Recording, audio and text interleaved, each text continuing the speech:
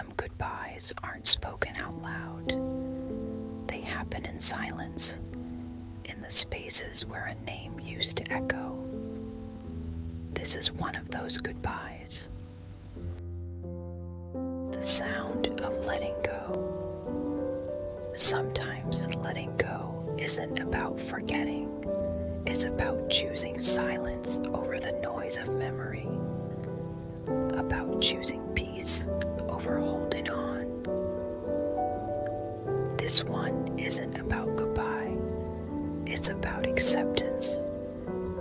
I didn't forget you. I simply stopped reminding myself that you were once everything, and now you are just a name my voice avoids. You still live somewhere between the silence of my breathing and the noise of 1,000 unsent messages.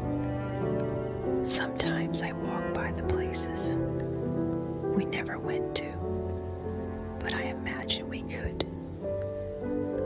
Sometimes I still wait for a voice that will never speak again. This is not bitterness. This is not hate. This is what letting go really sounds like.